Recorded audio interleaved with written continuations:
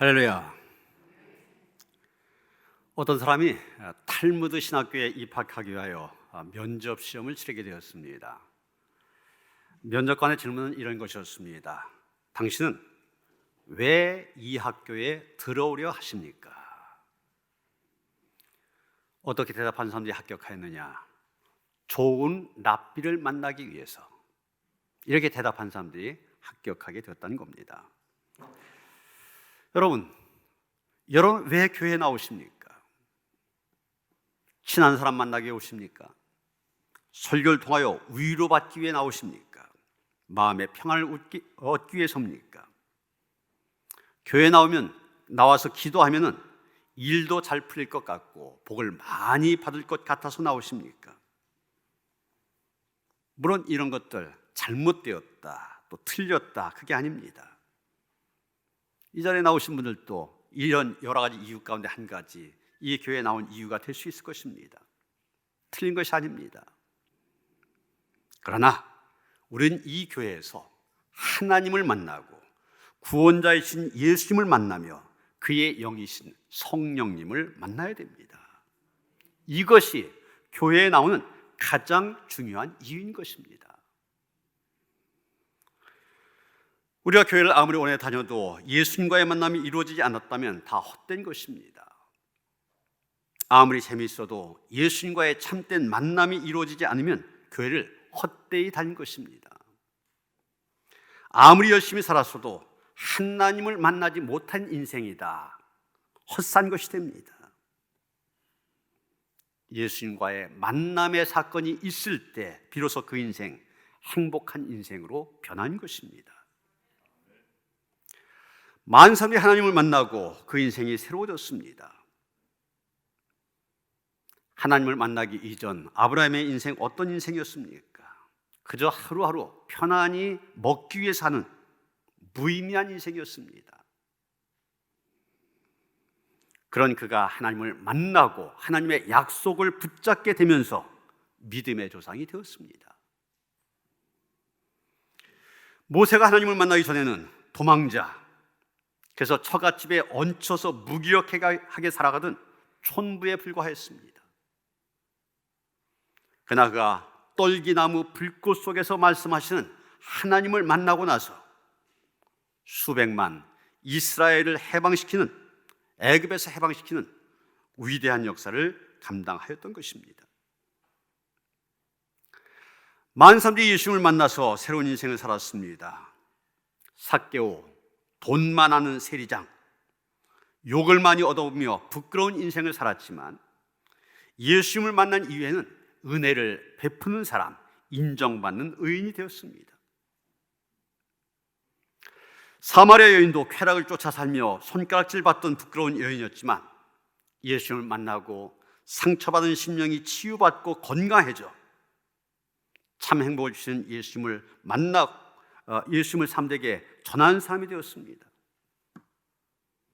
베드로와 안드레, 야고보와 요한 역시 고기나 잡으며 살던 평범한 어부였지만 예수님을 만난 이후 사람 낚는 어부가 되었습니다. 여러분, 우리는 분명 좋은 부모를 만나야 바르게 자랄 수가 있습니다. 좋은 선생님 만나야 실력도 늘고 공부가 즐겁게 됩니다. 좋은 친구 만나야 나쁜 길로 빠져들 유혹을 이기고 바른 길을 갈 수가 있습니다. 좋은 배우자를 만나야 행복한 가정 이룰 수가 있습니다. 좋은 목회자와 좋은 성도가 만나야 은혜로운 교회를 이룰 수가 있습니다. 다 귀중한 만남들입니다. 그러나 그 가족 중에 가장 귀한 만남, 예수님과의 만남입니다. 그러기에 가장 중요한 것, 예수님을 만난 일입니다. 목사님이시며 시인이신 최효선 목사님이라고 뉴욕에서 목회하시는 분이 계신데, 이분이 부활의 아침, 이런 제목의 시를 썼습니다. 그 내용이 이렇습니다. 갈보리 언덕에서 예수는 죽었다. 창자국과 못자국에서 흐르는 그 붉은 피는 나사렛 예수의 죽음을 확증했다. 그렇다. 그는 죽었다. 그 순간 인간의 부활도 예수와 함께 무너졌다. 인간의 희망은 무덤 속에 장사되고 인간의 사랑이라고 부르는 보물은 시체처럼 싸늘한 화석이 되었다. 아름다운 그 모든 것이 예수와 함께 죽어갔다. 부활의 아침이다. 새싹은 흙을 뚫고 대지는 약동한다. 보라, 푸른 잎이 언덕을 덮고 꽃이 필 것이다. 겨울 옷을 벗는 대자연처럼 새 옷으로 단장하고 무덤에서 나오라. 부활은 승리, 부활은 개선, 허물과 죄에 죽고 영원에 사는 새로운 생명. 친구여, 다메섹 도상의 바울처럼 부활하신 주님, 살아계신 예수를 만나자. 그래서 하잘것없는 인간의 자신을 버리고 어둠 속을 방황하는 욕심의 방랑을 중단하고 부활하신 예수를 만나자. 여러분, 부활을 주제로 시를 쓰고 있는데 그 핵심이 뭡니까? 부활하신 주님을 만나야 된다는 것입니다. 그렇습니다. 아무리 예수께서 죽음을 이기시고 부활하셨지만 그 부활의 주님, 내가 만나지 않으면 부활하신 예수님 내게 아무런 의미가 없습니다. 지난 주일에 이어서 이번 주의 설교 주제도 부활하신 주님과의 만남입니다. 지난주 설교 제목이 일상에서 만난 부활의 주님이었는데 일상이라고 한 단어만 말씀으로 바꾸었습니다. 그래서 말씀 속에서 만난 부활의 주님. 우리의 신앙의 과제는 부활의 주님을 어떻게 만나냐 하는 것인데 오늘은 말씀 속에서 이런 주제를 가지고 말씀을 함께 나누고자 합니다. 이제 오늘 본문으로 들어갑니다. 본문 19절 말씀을 이해하려면 바로 앞절을 봐야만 됩니다. 18절 뭐라고 했습니까? 막달라 마리아가 제자들에게 내가 주를 보았다 이렇게 전했다고 했습니다. 그리고 이어서 오늘 본문 19절 뭐라고 말합니까? 제자들이 유대인들을 두려워하여 문들을 닫았다 이렇게 말하고 있습니다. 제자들이 예수님께서 부활하셨던 마리아의 증언을 들었는데 그들이 한 일은 두려워서 문을 닫았다고 한 것입니다. 막달라 마리아의 증언을 믿지 못했다는 얘기입니다.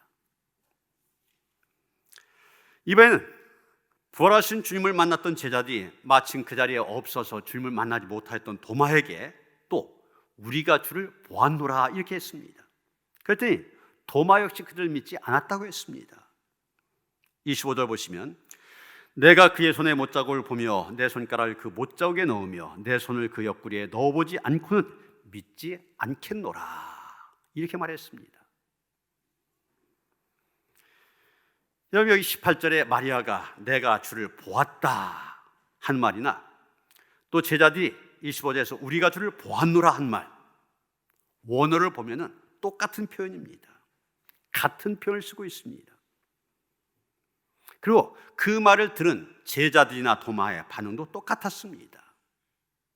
부활의 소식을 들었지만 믿어지지 않는다고 한 것입니다. 여러분 제자들이나 도마 분명히 주께서 살아나셨다 부활의 증언을 들었습니다. 그런데도 믿지 않았다고 했는데 그들이 믿지 못한 이유가 무엇입니까? 제자들에게 있어서는 두려움이 원인이었던 것으로 보여집니다. 막달라 마리아가 주께서 주를 보았다 그렇게 외쳤을 때 그때 제자들 무엇을 하고 있었습니까? 19절 중간에 보면 제자들이 유대인들을 두려워하여 모인 곳의 문들을 닫았더니 이렇게 말하고 있습니다. 다락방 깊숙한 곳에 모여 제자들이 무엇을 했느냐? 아무것도 하지 않았습니다. 두려워했습니다. 무서워하고 있었습니다. 이게 성경이 증언한 그들의 한 일입니다. 왜 그랬습니까?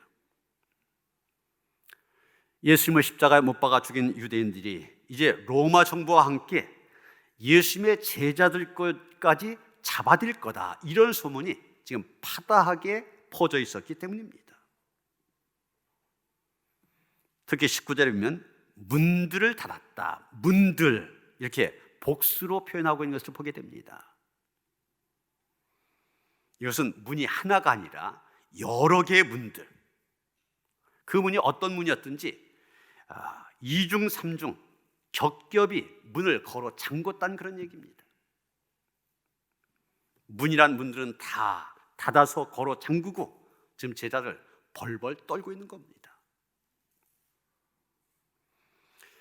그런데 제자들이 걸어 잠근 것은 다락방 문만이 아니었습니다. 제자들은 마음의 문까지도 걸어 잠그고 있었습니다.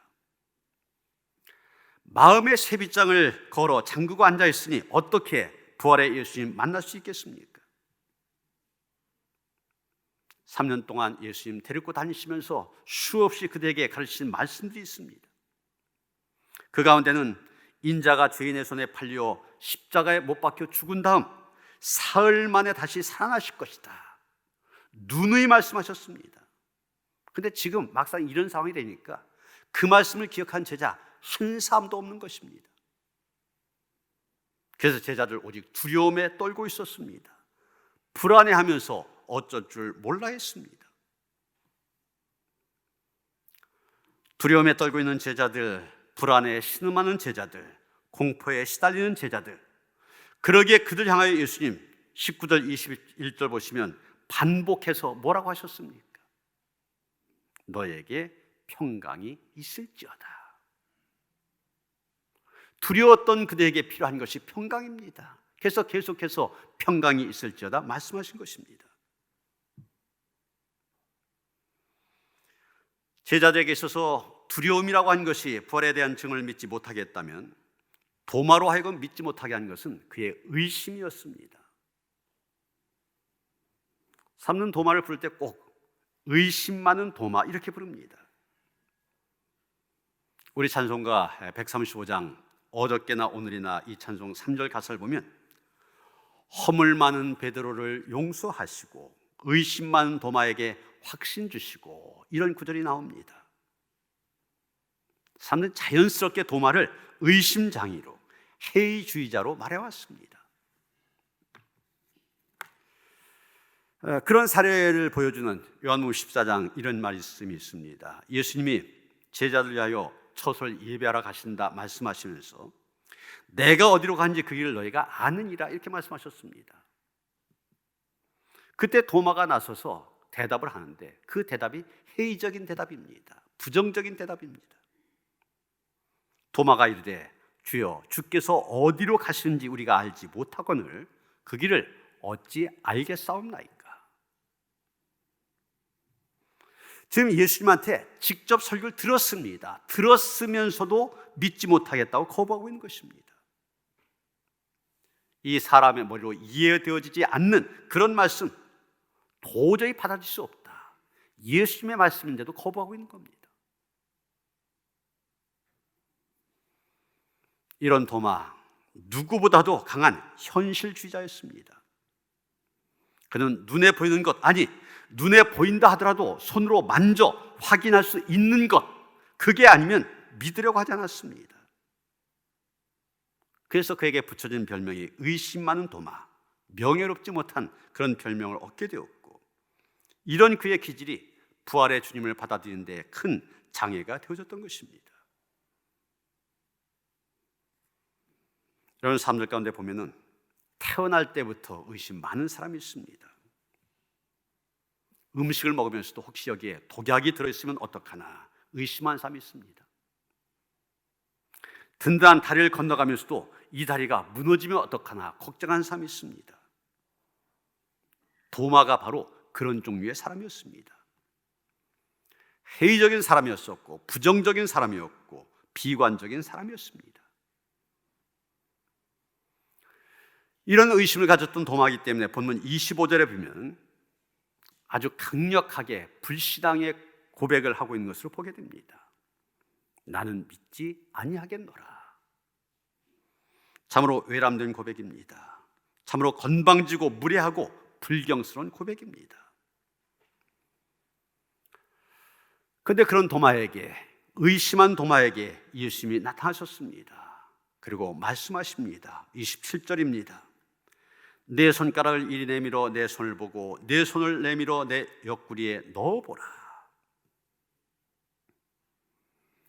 분명 도마는 십자가에 달려 죽으셨던 예수께서 다시 살아나셨다고 하는 것, 내가 직접 눈으로 보고 이 손으로 만져봐야만 믿겠다 그랬는데, 예수께서 그 도마에게 나타나시자마자 처음 한 일이 그런 그의 의심을 해소시키는 일이었습니다. 그리고 하신 말씀이 믿음 없는 자가 되지 말고 믿는 자가 되라는 것입니다. 그 말 들은 도마가 즉시 고백합니다. 나의 주님이시오 나의 하나님이시니이다. 도마는 부활하신 주님을 직접 만나 뵙게 되자 못자국과 창자국 만져볼 필요도 없이 그의 모든 의심들 눈 녹듯이 다 사라져버렸습니다. 그래서 나의 주님, 나의 하나님 외칠 수밖에 없었던 것입니다. 이것은 베드로의 고백처럼 잘 정리된 신앙 고백은 아닙니다. 너무 경이롭고 놀라움에 가득 찬 탄성과도 같은 것입니다. 이제 부활하신 주님 도마에게 있어서 한낱 랍비 선생님 정도가 아닙니다. 도마의 주님이시며 도마의 하나님이 되셨던 것입니다.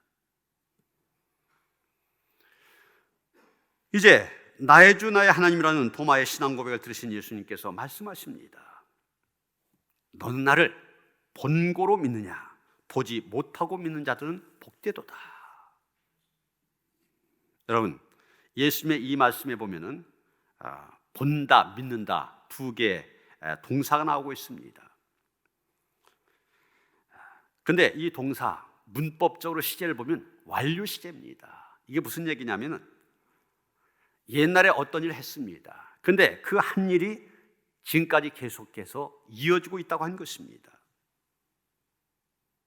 다시 말해서 과거에 그들이 어떤 것을 보았습니다. 그런데 그것이 그때 본 것이 현재까지 그들의 삶에 계속해서 영향을 주고 있다는 것입니다. 그런데 지금도 계속 보고 있지만 그 보는 것만 갖고 안 된다는 것입니다. 이 말씀은 우리의 믿음에 있어서는 부활하신 주님을 보는 것, 그 이상의 것이 있어야 된다는 것입니다. 보는 것만 갖고 안 된다는 얘기입니다. 보지 못하고서도 믿어야 됩니다. 그러면서 이어서 나온 말씀이 31절 말씀입니다. 오직 이것을 기록하면 너희로 예수께서 하나님의 아들 그리스도이심을 믿게 하려 하며 또 너희로 믿고 그 이름을 힘입어 생명을 얻게 하려 함이니라. 무슨 얘기입니까? 눈으로 보지 못하지만 이 귀로 듣는 말씀을 통하여 믿음을 가질 수가 있고 부활하신 주님을 만날 수 있다는 얘기입니다. 신약을 연구한 학자들은 실제적으로 이 요한복음, 바로 오늘 본문인 20장 30절 31절 여기에서 끝난다고 얘기합니다.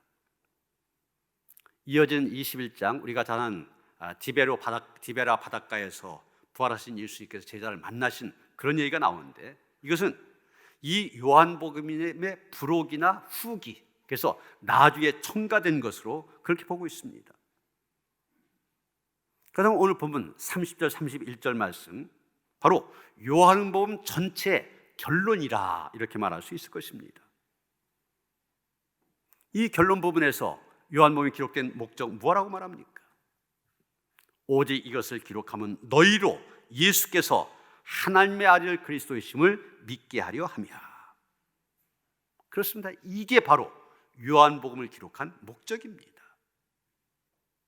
믿게 하려 함이라. 요한복음은 믿음을 회복시키기 위해서 기록된 책입니다.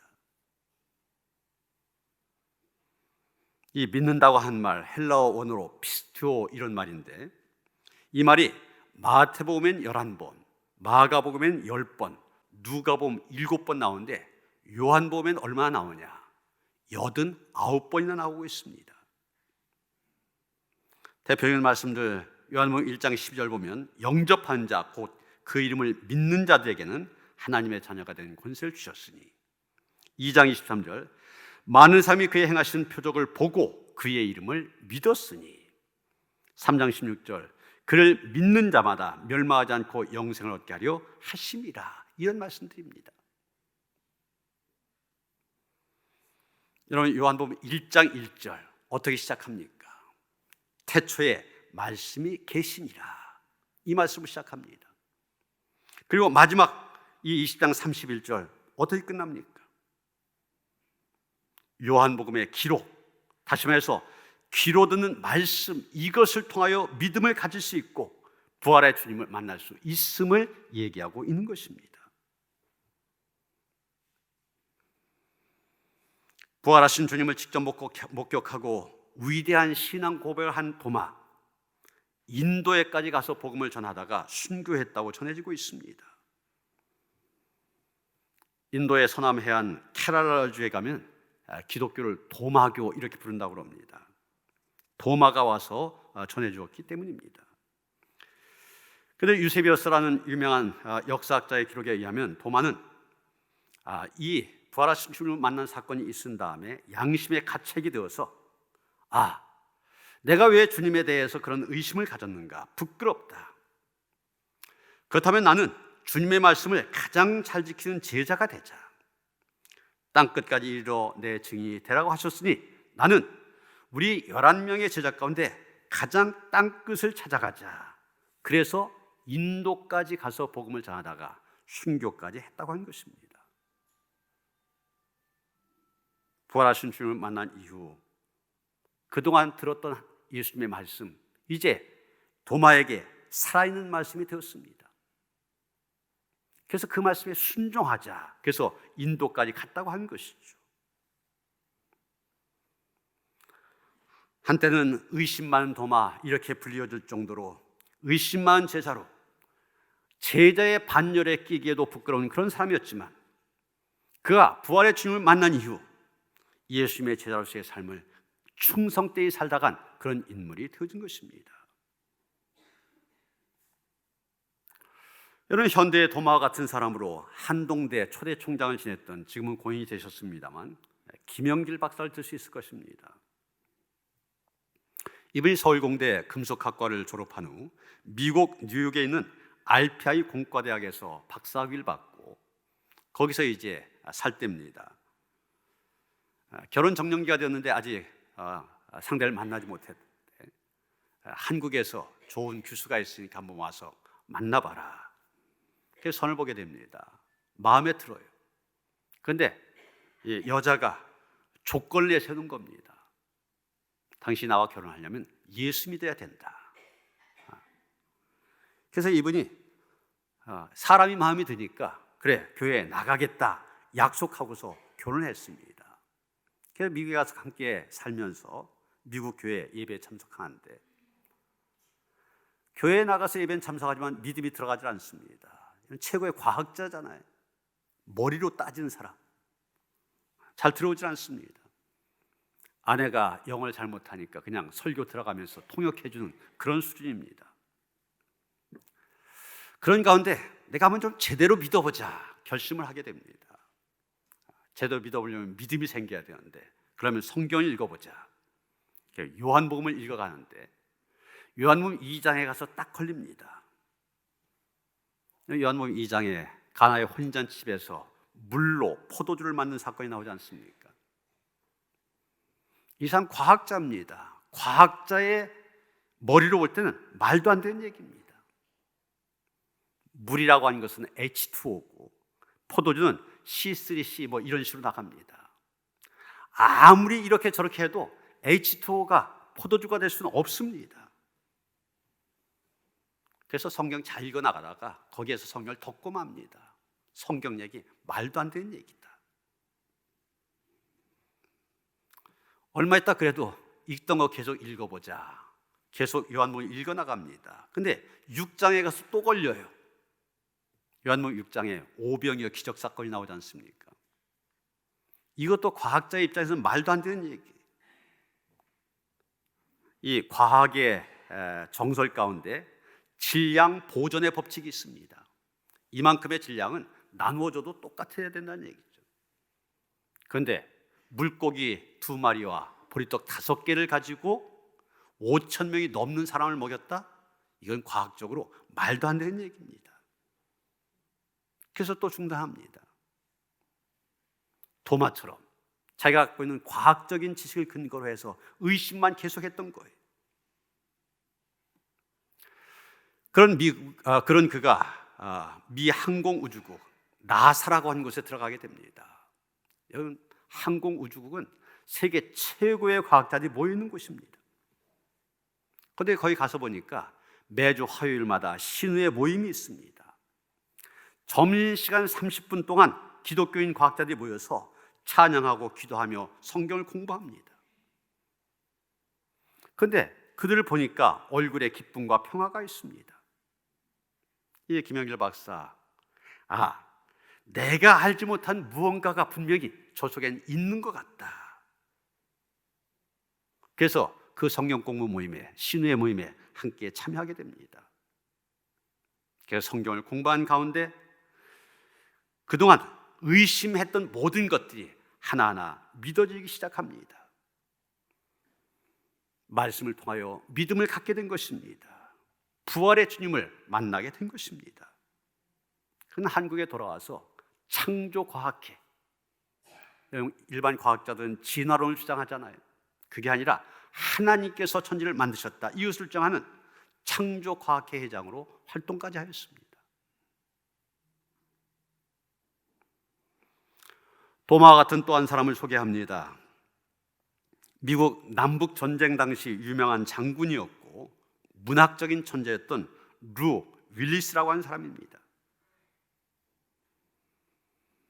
이 사람이 처음에 어떤 생각을 가졌으냐, 사람들이 기독교의 허황된 신화에 빠져있다, 이렇게 생각을 하였습니다. 거짓말을 믿고 있다고 생각한 겁니다. 그래서 결심하기를, 내가 성경을 연구해서 이 기독교의 허구성을 증명해내겠다. 그래서 그는 성경을 열심히 들여다보기 시작했고 유럽과 미국의 유명한 도서관을 찾아가 자료를 찾으면서 2년 동안 열심히 연구를 했습니다.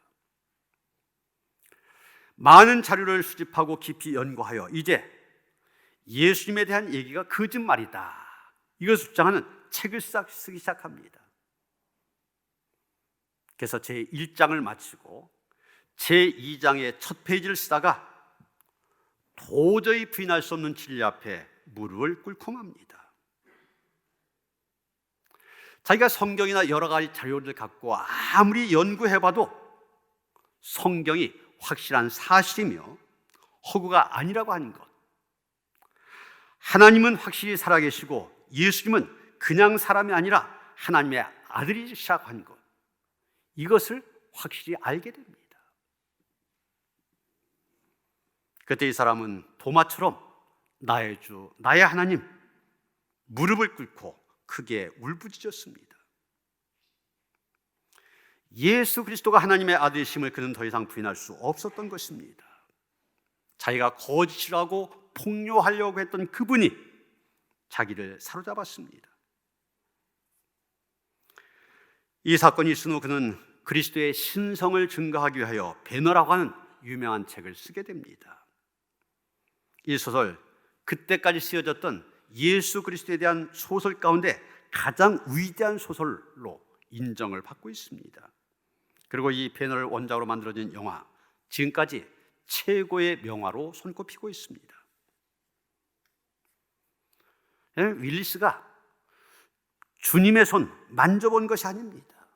그 옆구리에 손을 넣어본 것도 아닙니다. 그러나 말씀에 부딪히다 보니 보지 못하였으면서도 만지지 못하였으면서도 믿는 자가 되었습니다. 예수를 나의 주님, 나의 하나님으로 고백하게 된 것입니다. 도마와 같이 의심 많았던 김영길 박사나 루 윌리스, 그는 말씀을 통하여 믿음을 갖게 되었습니다. 말씀 속에서 부활의 주님을 만났습니다. 그래서 새로운 인생을 살아갈 수 있게 된 것입니다. 사랑하는 성도 여러분, 말씀을 사모하시기 바랍니다. 말씀에 대해 큰 기대를 가지시길 바랍니다. 우리가 말씀을 가까이 할 수 있는 기회 얼마든지 있습니다. 성경 통독도 좋습니다. 코로나19 시대에 우리가 다 함께 하자고 한 성경 필사도 좋습니다. 말씀 묵상, 큐티한 것도 좋습니다. 이제 오늘부터 사도신경 공부하는데 성경 공부한 겁니다. 성경 공부한 것도 좋습니다.